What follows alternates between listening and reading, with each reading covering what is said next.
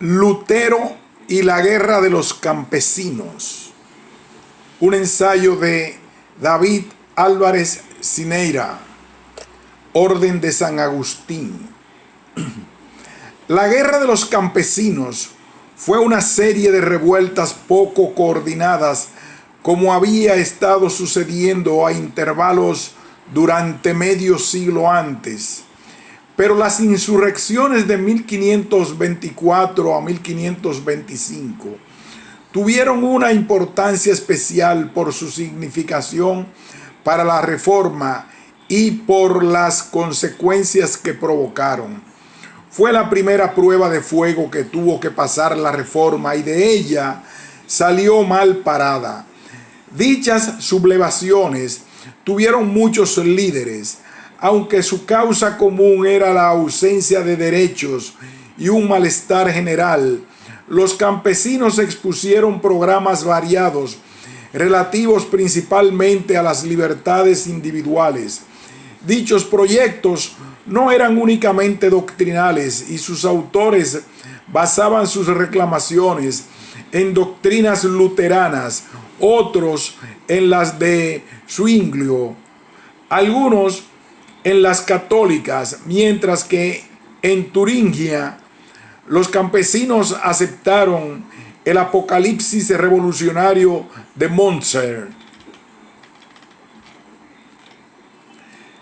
Breve situación política, social y económica del campesinado alemán en el siglo XVI. La actuación de los campesinos en las revueltas no se puede entender sin tener presente la situación global de la sociedad alemana de principios del siglo XVI. La discusión sobre las causas de la guerra de los campesinos es tan vieja como la guerra misma.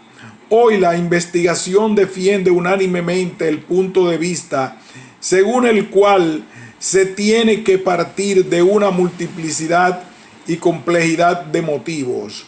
Se habla de una serie de factores o circunstancias conflictivas que podrían ser diferentes de región en región, las cuales llevaron a la insurrección popular. Las listas de quejas exponen con mayor evidencia los motivos del descontento y abarcan temas locales, religiosos, legales, políticos, así como puramente económicos. Es imposible, sin embargo, separar las causas en categorías simples, dado que muchas quejas legales contenían elementos económicos o políticos, mientras que cambios políticos tales como la creciente burocratización de los estados frecuentemente conllevaban amplias consecuencias económicas y legales. Las estrategias desarrolladas por los señores, por las ciudades e incluso por los mismos campesinos para tratar los cambios estructurales y coyunturales indican que las medidas políticas y legales eran inseparables del cambio social y económico. En el ámbito político, la situación es inestable. Son los años de la llegada al poder de Carlos V, del influjo de Roma y del papado en Alemania, y la reacción por parte del pueblo alemán contra los tributos a Roma. Un amplio círculo de fuerzas religiosas, humanistas y nacionales se estaba formando en torno a Lutero.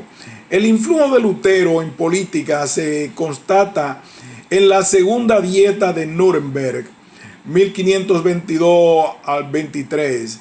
Los príncipes buscan mayor libertad de acción frente al emperador.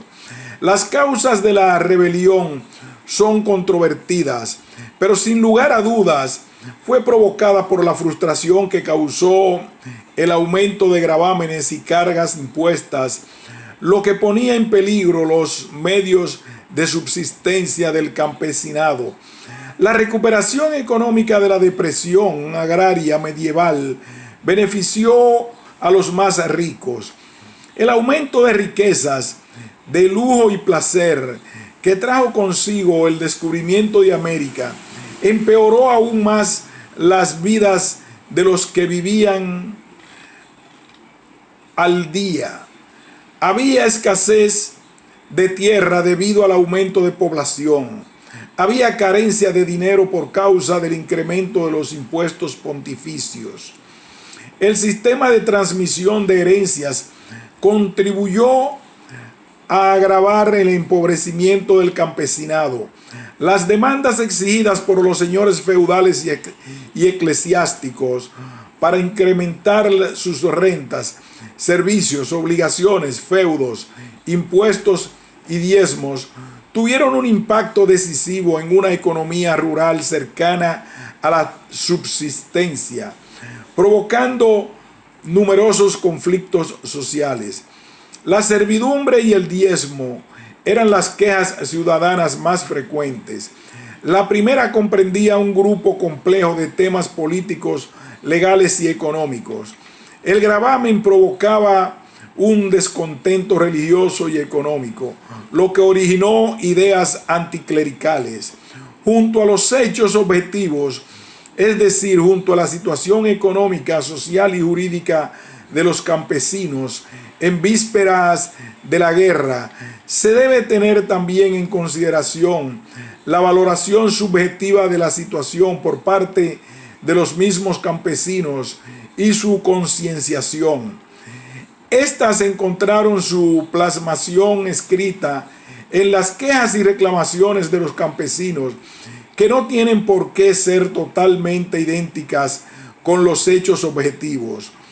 Los campesinos ponen en tela de juicio la visión idealizada del contrato feudal, según el cual las obligaciones y servicios de parte del campesinado eran una contrapartida por la protección del Señor. Muchos creen que ese contrato existe solo por parte de los campesinos y no por parte de los señores, por lo que habría que suprimir lo dado, que era injusto con los campesinos. La alternativa a la visión jerárquica de la sociedad feudal estaba presente en las ideas comunales, que jugaron un papel ideológico fundamental y constituyeron la plataforma común antifeudal que aunaba el descontento urbano y rural. Pero conflictos estructurales entre los intereses de la ciudad y del campo, especialmente el acceso a los mercados, evitaron la formación de alianzas estables entre los rebeldes urbanos y los campesinos. En las ciudades se pedía mayor participación ciudadana en los consejos municipales que habían sido ocupados por las oligarquías ciudadanas. Se exigían derechos civiles fundamentales, tales como el desarrollo y el derecho a reunirse libremente, libertad ante los arrestos arbitrarios, control comunal sobre el gasto gubernamental. Pero la naturaleza específica de estas quejas significaba que cualquier alianza entre ciudad y campo podía ser solo temporal. Los intereses económicos y políticos de los habitantes urbanos y rurales eran frecuentemente tan contrapuestos que una unidad entre ellos solo fue posible en ámbitos y eslogan generales. La promoción de la reforma religiosa y el deseo de presentar la palabra de Dios fueron ciertamente uno de tales eslogans. Asimismo, reclamaban un mayor control de los asuntos religiosos locales, como nombrar sus propios pastores. Sin embargo, la rebelión en las ciudades fue tan frecuentemente usada por la clase dirigente local contra la jerarquía eclesiástica y los detentores de los derechos patronales, que olía a oportunismo y a manipulación. La imposibilidad de aunar intereses comunes entre ciudad y campo fue uno de los motivos para el fracaso de la revuelta. Podemos concluir indicando que, según una valoración cuantitativa de las quejas locales, tenemos en primer lugar la servidumbre con sus consecuencias sociales y económicas. El siguiente conflicto potencial lo representa la agricultura y la situación de la tierra, que estaba inmersa en una verdadera crisis. En vísperas de la guerra había empeorado notablemente la situación económica, social y política de los campesinos. Las consecuencias de la depresión agraria de la Edad Media tardía habían sido superadas, exceptuando la cuestión de la servidumbre, y la economía agraria experimentó incluso un crecimiento. Sin embargo, la sociedad agraria permaneció inestable y propensa a la crisis. La diferente presión regional de la población por parte de los ricos contribuyó a que en amplios ámbitos creciera en el campo una amplia clase de subcampesinado. El uso de los bienes comunales era una garantía para la supervivencia del campesinado. Por eso se agudizó y empeoró la situación cuando los señores limitaron o prohibieron el uso de los bosques, aguas y prados. La subida desmesurada de las rentas, la ampliación de los diezmos, la devaluación de la moneda, las malas cosechas y las nuevas exigencias de los impuestos de los premodernos estados civiles y eclesiásticos, así como también del imperio, llevaron a una gran parte de la población del campo y de las ciudades al límite de las posibilidades, y así fue percibido por los súbditos. La crisis del sector minero, del carbón y de la pequeña industria textil acrecentaron la pobreza económica y provocaron en las ciudades inestabilidades y agitaciones. Junto a la exigencia de los impuestos, los campesinos y ciudadanos padecían la creciente intervención del Estado y de sus funcionarios en las libertades hasta ahora gozadas y en los derechos autónomos de las comunidades, tanto en el ámbito económico como jurídico. En los dispersos y pequeños territorios alemanes se sintió también la crisis de los pequeños señores feudales. La pequeña nobleza y los conventos intentaron superar su crisis financiera mediante la ampliación e intensificación de sus explotaciones, lo que suponía una carga más para los campesinos en detrimento de sus derechos comunales. Pero también intervinieron en el ámbito económico de las ciudades los privilegios de los impuestos y la creciente competencia económica de nobles y conventos generaron envidias y celos. A eso hay que añadir la pérdida de autoridad por parte de la Iglesia y una crítica general a dicha situación. Entonces, cuando los predicadores reformistas proporcionaron el derecho divino como argumento y justificación y dieron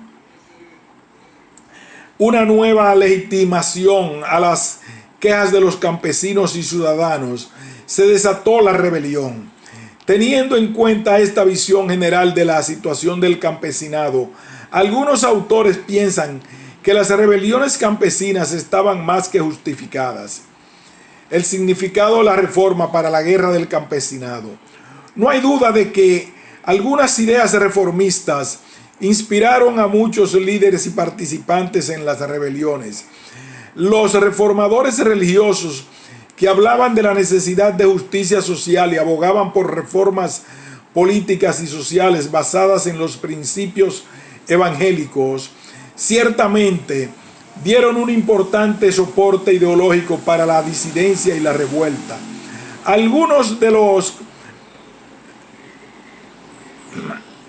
Algunas de las concepciones más populares de Lutero, como la libertad del cristiano, jugaron un papel importante. Muchos oradores y propagandistas estaban inspirados por la idea de una demanda de justicia social basada en el renovado fervor religioso que remontaba a los movimientos evangélicos primitivos.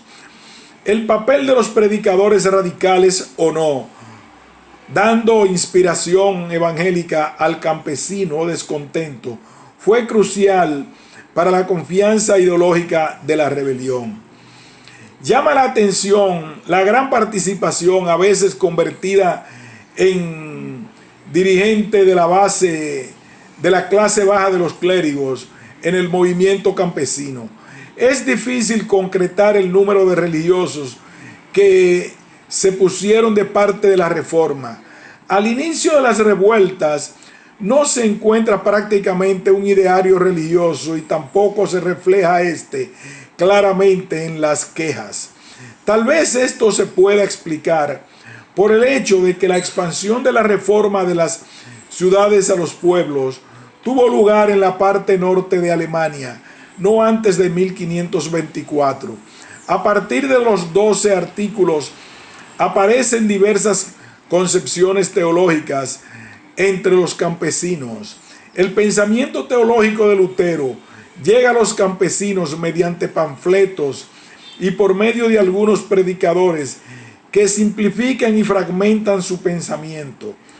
Los campesinos incluso modificarán aspectos de su teología, llegando a identificar la palabra de Dios con algunas de sus propias reivindicaciones. En el suroeste alemán prevalecen las ideas de Zwinglio, mientras que en Turingia destacan las concepciones de Münzer. Pero los puntos teológicos centrales eran en esencia anteriores a la reforma, como son el tema del derecho divino o el rechazo de la servidumbre. Es discutido si la lista de quejas de los campesinos reflejan algún pensamiento de Lutero o de la Reforma. Existe gran cantidad de documentos programáticos en los que se formulan con insistencia ciertas concepciones. En muchos aspectos, la guerra de los campesinos aparece como continuación de la lucha reformista contra la Iglesia mediante el amplio sector de los laicos. Veamos más en concreto algunas ideas luteranas o reformistas que pudieron influir en los campesinos. La polémica de Lutero contra el papado y contra la explotación de Roma estremeció y conmovió la autoridad eclesiástica e hizo tambalear las columnas en las que se apoyaba la sociedad de entonces. También amenazó a nobles y príncipes. Desde su escrito a los nobles, trató en varias ocasiones diversos problemas temporales, cuestiones sociales, las posesiones, los diezmos, cuestiones sobre el comercio, tratos de compra y préstamos. Lutero pretende instaurar una nueva ética. No comprendía que tuvieran que mantenerse las estructuras eclesiásticas y civiles y que éstas fueran consideradas como inamovibles. Incluso la misma idea del uso de la violencia no falta en este contexto, sobre todo en el epílogo al epítome de Silvestre Prierias en junio de 1520. Para llevar a cabo una mejora de las clases cristianas, cree que lo más apropiado es la autoridad. En el escrito a los nobles se encuentra un pasaje peligroso cuando afirma que donde se niega la reforma de la iglesia en un concilio, allí debe actuar la turba y la espada temporal para imponerla. Esta expresión, sin lugar a dudas, tuvo una amplia influencia incitando a la rebelión. También es verdad que Lutero se expresa en enero de 1521, ya de una forma más retraída. Su orientación hacia la renuncia de la violencia en asuntos espirituales se completa, como se puede ver en los acontecimientos de Wittenberg a principios de 1522. Aunque más tarde puede hablar más libremente, en una situación de emergencia no se debe observar el derecho a las viejas tradiciones, sino que existe un derecho divino para evitar o rechazar una falsa autoridad eclesial. En 1523 suceden las primeras acciones violentas contra autoridades eclesiásticas. Pronto critica Lutero duramente los desmanes violentos del verano de 1524 en Alstede, quien comienza con el puño a destruir y a quemar iglesias y conventos o a matar a seres humanos. Este prepara y ocasiona una revuelta. La autoridad tiene la obligación de hacer frente a tales tumultos. En la Revolución Laica de 1525, la reforma se divide en la cuestión de si es posible utilizar la violencia en favor del Evangelio. La guerra de los campesinos estaba estrechamente ligada al radicalismo eclesiástico que surgió en Wittenberg como resultado del fanatismo de un amigo de Lutero, Andreas Bodenstein von Kallstadt. Este se retiró en 1523 a la parroquia de Orland, donde incitó con bastante eficacia a la destrucción de todas las imágenes y crucifijos.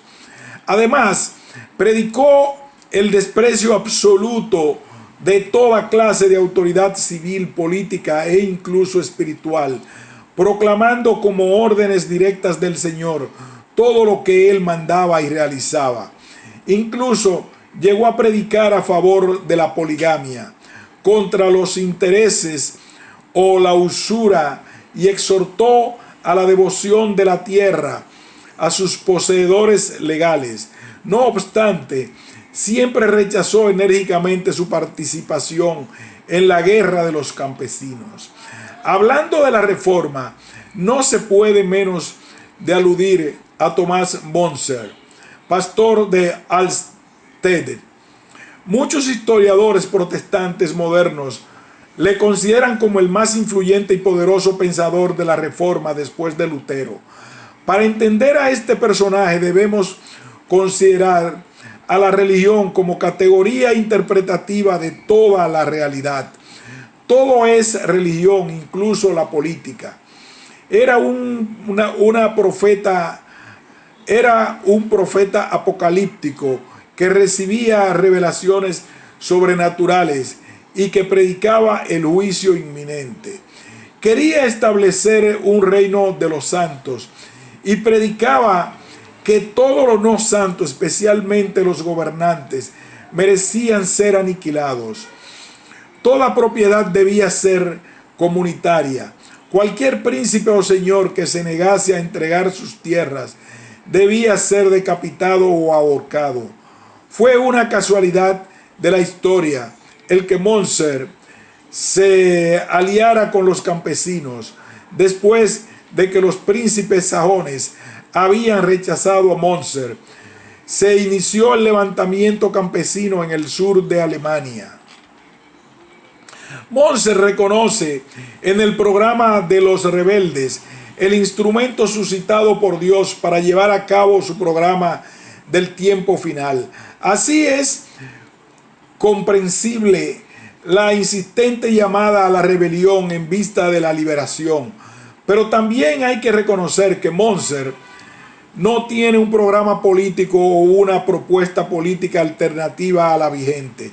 En Monser hay una iniciativa política, pero no un programa, dado que no existe una perspectiva histórica donde se pueda llevar a cabo este programa político. El reino está a las puertas y en él no se necesitará hacer política. Es prácticamente imposible establecer en Montser una distinción entre teología y acción política. ¿Cuál es la política de Montser? Es una política del juicio de Dios, implacable, que cae desde lo alto sobre el mundo y lo divide en dos. Este juicio tiene el tenor y las características de un juicio final, pero con una dimensión actual. Su tono y el clima es apocalíptico, pero el interés no es apocalíptico, sino histórico y por tanto político. Una historia y una política de la que Dios es el director principal. Tiene carácter divino. Predica el juicio final. Ahora, según Montser, los señores y su teólogo Lutero reservaban para sí el juicio final y en sus tribunales infligían a los campesinos un juicio actual. Montser se percata de esto y lo denuncia. ¿Queremos enviar todo al juicio final? Entonces, enviemos también las causas de los campesinos. ¿Queremos que los campesinos sean procesados ahora?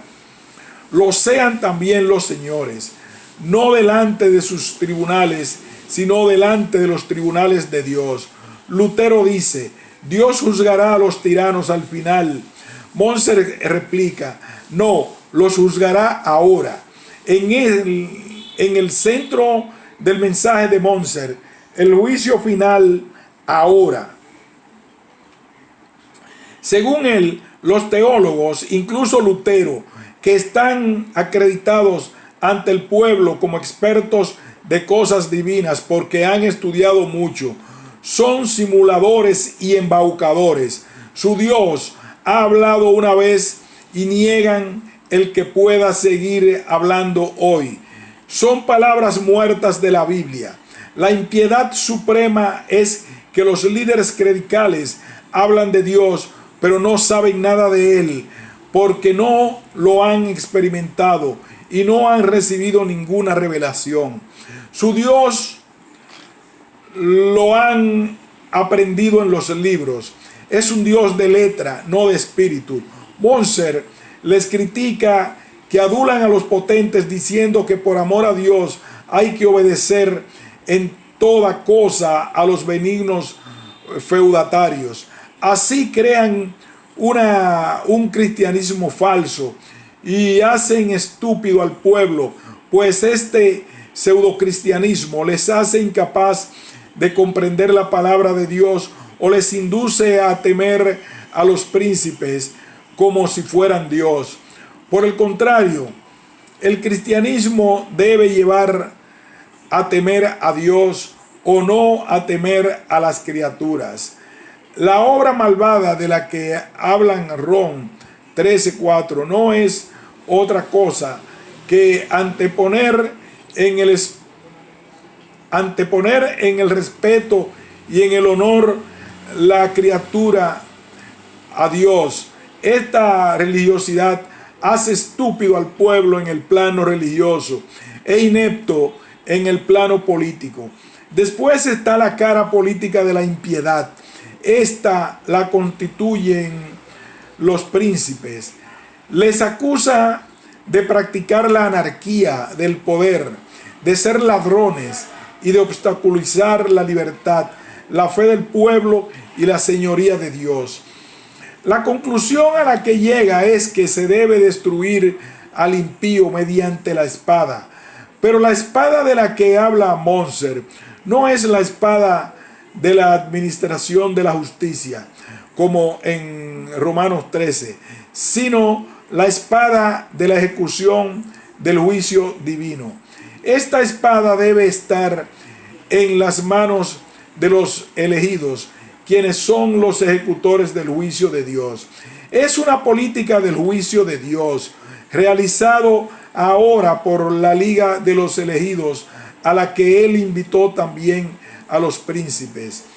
En la revuelta de los campesinos y ciudadanos, Montser vio el principio de la ejecución del juicio de Dios, que debía eliminar la impiedad religiosa y política creando una nueva iglesia apostólica, por un lado, y una sociedad sin señores, por el otro, porque dirigida por el único gobierno de Dios, es una democracia mística. Moser no es un utópico y por tanto no describe el nuevo mundo. Describe el final del mundo viejo. Es una visión teocrática que, sin embargo, no desemboca en un discurso de estabilización del poder, sino al contrario, de desestabilización, porque la espada de Dios no está más en mano del poder, sino contra el poder. No la tienen más los príncipes, sino los campesinos. Él no fomentaba la revolución, la interpretaba y la avistaba. Por tanto, Moser no provocó la guerra de los campesinos, ni fue su organizador, ni la fuerza espiritual conductora. Él fue un miembro más temporalmente en la última fase radical de la guerra y geográficamente pertenece a la corta revuelta de Turingia. No hay duda alguna de que una serie de predicadores de la Reforma, siguiendo a Lutero, prepararon el terreno para la revuelta. Encontramos discusiones sobre la usura, sobre los diezmos, contra la exención de los eclesiásticos de los impuestos civiles. A los predicadores clérigos hay que añadir numerosos predicadores itinerantes laicos que encontraron gran acogida entre los campesinos. También influyeron grandemente los folletos o panfletos del tiempo de la Reforma. El acento religioso de la revuelta es claro. La revolución de 1525 recibió su impulso decisivo mediante una mezcla de política, religión y derecho. Apelan a la palabra de Dios para exigir justicia y fundamentar sus exigencias. Como bien indica Jürgen Brandt, nunca había sido utilizado el Evangelio con tal intensidad para la obtención de objetivos políticos y para la justificación de exigencias jurídicas. La argumentación de los 12 artículos se fundamenta en el reconocimiento del Evangelio como principio organizador de la vida, de la sociedad y de la autoridad. Los campesinos quieren escuchar el Evangelio y vivir acorde a las normas bíblicas. El carácter obligatorio de la Escritura no acaba ante los problemas de este mundo, sino que se constituye en norma conforme a la cual el hombre tiene que organizar toda su vida. Nos encontramos, por tanto, una instrumentalización de la Biblia con fines políticos, apelando a esta para hacer coincidir el derecho divino